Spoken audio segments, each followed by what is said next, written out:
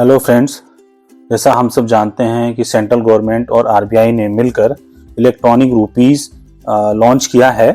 Electronic rupees basically एक physical अपना rupees जो है आईएनआर है, उसी का इलेक्ट्रॉनिक वर्जन है जो अब रिटेल कस्टमर्स के लिए यूज के लिए आरबीआई ने 1 दिसंबर से लॉन्च किया है। तो आज कुछ दिन बीत गए हैं, तो हम लोग उस पर डिस्कस करने के बाद ये जानने की कोशिश करेंगे ये इलेक्ट्रॉनिक रुपीस जो आरबीआई ने लॉन्च किया है वो एक्चुअल में हिट है या लोगों को कुछ खास पसंद नहीं आया।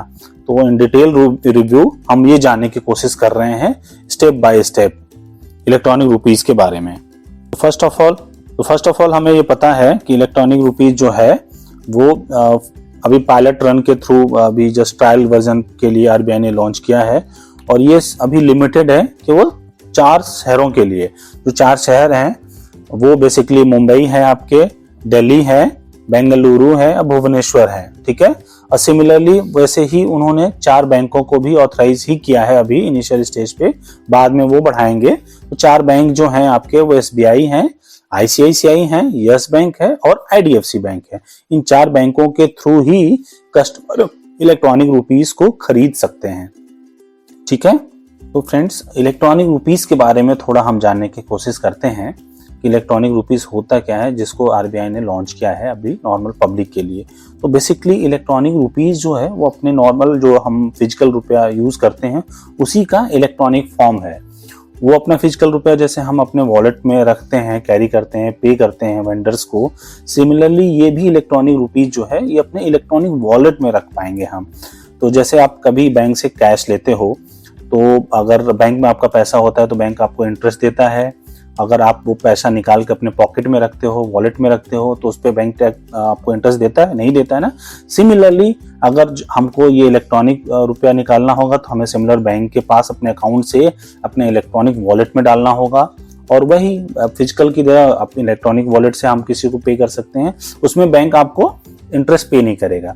तो हम जस्ट इमेजिन करो सेम ही फिजिकल रुपया है, बस वो इलेक्ट्रॉनिक फॉर्म में है, इलेक्ट्रॉनिक वॉलेट में है और इलेक्ट्रॉनिक वे में हम उसको कैरी कर सकते हैं, पे कर सकते हैं। तो ये जो वर्ड है इलेक्ट्रॉनिक रुपया, ये आप समझ गए होंगे। तो फ्रेंड्स, हम लोग ये जानने की कोशिश करते हैं प्रोसेस के थ्रू इजी वे में कि रुपया जो है जो आरबीआई ने लॉन्च किया वो कैसे वर्क करेगा। तो फर्स्ट ऑफ ऑल आरबीआई ने 4 बैंकों को अलाउ किया है कि वो इलेक्ट्रॉनिक रुपीस को वो अपने कस्टमर्स को अलाउ कर सकते हैं यूज करने के लिए। तो फर्स्ट फेज में तो केवल 4 बैंक ही अलाउ हैं। तो फर्स्ट फेज में क्या किया आरबीआई ने, हर बैंक को 2-2 करोड़ रुपए इलेक्ट्रॉनिक रुपीस अलॉट कर दिए, ठीक है। उनको क्या करना होगा, उनको आरबीआई को 2 करोड़ रुपीस फिजिकल पे करने होंगे, उसके बाद वो 2 करोड़ इलेक्ट्रॉनिक रुपीस में बैंक के पास आ जाएंगे। अब क्या करेगा बैंक, अपने कस्टमर्स को इलेक्ट्रॉनिक रुपीस के लिए बोलेगा कि आप स्पेसिफिक, हर बैंक के अपने अपने इंटरफेस हैं, वो उसके थ्रू वो क्या बोलते हैं आपका, वो अपने एप्लीकेशन को प्ले स्टोर से डाउनलोड करवाएगा। जब आप स्पेसिफिक बैंक का एप्लीकेशन जो है आप डाउनलोड करते हो, उसमें आप डिटेल्स फिल करोगे और वो आपका एक ई वॉलेट क्रिएट हो जाएगा। जैसे आपका अपना पर्स होता है वैसे आपका इलेक्ट्रॉनिक वॉलेट क्रिएट हो जाएगा। उसके बाद क्या करोगे, आप अपने ई वॉलेट को लिंक करोगे अकाउंट के साथ। तो जैसे आप जाते हो बैंक को, अपने अकाउंट से विड्रॉ करते हो, एटीएम से विड्रॉ करते हो, कैश आप अपने पॉकेट में रखते हो, सिमिलरली आप बैंक के अकाउंट से उसको विड्रॉ करोगे और आपके ई वॉलेट में एज अ टोकन वो पैसा क्रेडिट हो जाएगा। फॉर एग्जांपल, आप आपके अकाउंट में 50,000 रुपए पड़े हैं और आपने 5,000 रुपए इलेक्ट्रॉनिक रुपीस को कन्वर्ट करना चाहते हो अपने ई वॉलेट में, तो आप 5,000 रुपए आपके अकाउंट से डेबिट होगा और वो 5,000 इलेक्ट्रॉनिक रुपीस में कन्वर्ट होके आपके ई वॉलेट में आ जाएगा। उस पे बैंक आपको जो ई वॉलेट में इलेक्ट्रॉनिक रुपीस में आईएनआर आ गया है उसमें आपको इंटरेस्ट नहीं देगा, वो आपके ई वॉलेट में एज अ टोकन रहेगा, आप कहीं भी कैरी कर सकते हो। और आपको किसी को भी पे करना होगा तो आप उसको पे कर सकते हो, बट उसके पास भी वही सेम फैसिलिटी होनी चाहिए, ई वॉलेट होना चाहिए जिसको ई करेंसी को, जो ई रुपीस है उसको उसमें रख सके, क्योंकि उसके पास नॉर्मल वॉलेट तो है, जैसे सिमिलर आपका फिजिकल रुपया होता है, आप किसी को देते हो वो अपने पॉकेट में रखता है, सिमिलरली इलेक्ट्रॉनिक रुपीस को रखने के लिए उसके पास भी ई वॉलेट होना चाहिए, बस सिंपल, और कुछ भी नहीं है। तो होप आप समझ गए होंगे इलेक्ट्रॉनिक जो रुपीस है वो कैसे वर्क करेगा। अभी हमने डिस्कस किया कि क्या इलेक्ट्रॉनिक रुपीस होता है जिसको आरबीआई ने लॉन्च किया, वो कैसे वर्क करता है, उसका क्या प्रोसेस है, उसको भी हमने डिस्कस कर लिया। अब हम लोग क्विकली ये जानने की कोशिश करते हैं कि एक्चुअली इलेक्ट्रॉनिक रुपीस जो है वो वर्थ इट है, क्या उसका बेनिफिट है या उसके क्या क्या चैलेंजेस हैं। तो हम लोग क्विकली कंपेयर करेंगे सो दैट ये समझ पाएंगे कि एक्चुअली में क्या है, ये हिट है या फ्लॉप है।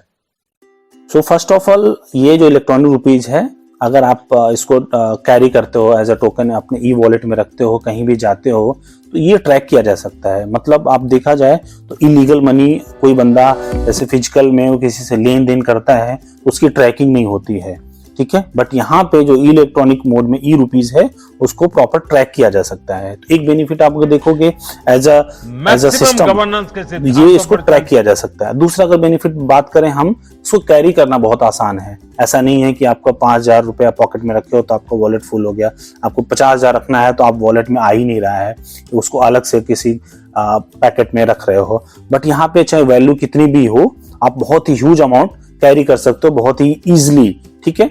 अगर आप अदर कुछ बेनिफिट की बात करें तो हम फेक करेंसी, आप देखते हो फिजिकल में अब कभी भी आपको कभी ना कभी फेक करेंसी देखने को मिली होगी, नहीं मिली होगी तो बहुत अच्छी बात है, ना मिले कभी आपको फेक करेंसी। बट क्या है कि अगर इलेक्ट्रॉनिक रुपीज की बात करें तो उसमें कोई फेक करेंसी नहीं हो सकती। तो ये एक बेनिफिट है कि आपको इलेक्ट्रॉनिक रुपीज में फेक करेंसी नहीं देखने को मिल सकती है। और एक इन बेनिफिट की बात करते हैं तो आपको अगर इलेक्ट्रॉनिक रुपीस कभी भी आपको आप लेना है बैंक से, तो आपको ये नहीं है कि आपको नियरेस्ट एटीएम विजिट करना है या आपको बैंक ब्रांच विजिट करना है। जैसे आप फिजिकल करेंसी आप विड्रॉ करते हो बैंक के ब्रांच से या एटीएम से, इसमें क्या करोगे आप जनरली आप अपने ई वॉलेट से अपने बैंक अकाउंट से विड्रॉ करोगे ऑनलाइन, आपके ई वॉलेट में एज ए टेंडर आपका इलेक्ट्रॉनिक रुपीस आ जाएगा, आपके वॉलेट में आ जाएगा।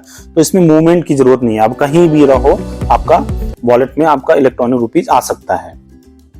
तो फ्रेंड्स चलो हम लोग क्विकली जो है इसके चैलेंजेस को भी डिस्कस कर लेते हैं।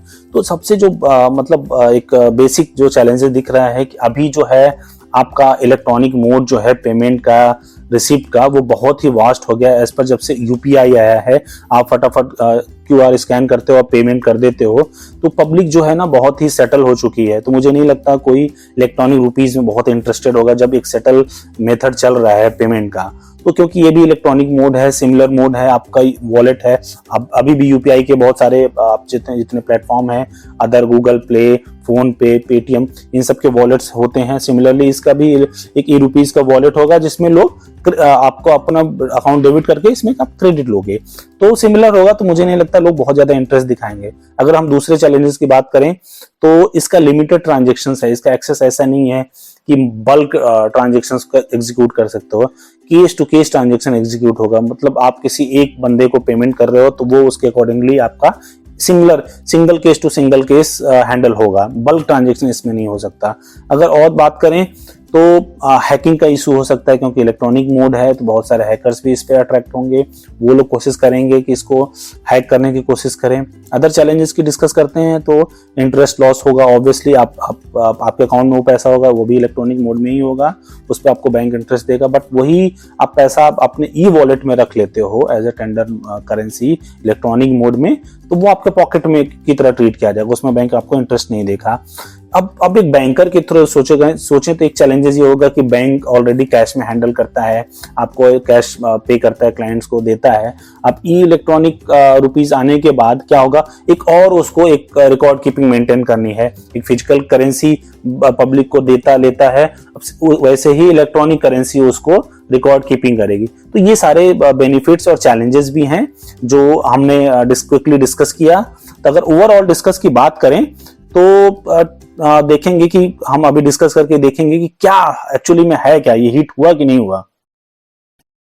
सो फ्रेंड्स, फाइनल अगर रिव्यू की बात करें तो हमने अभी डिस्कस किया उसके बहुत सारे बेनिफिट्स की और उसके चैलेंजेस की। बट डेफिनेटली अगर इलेक्ट्रॉनिक रुपीज है तो इसका रीच बढ़ जाता है।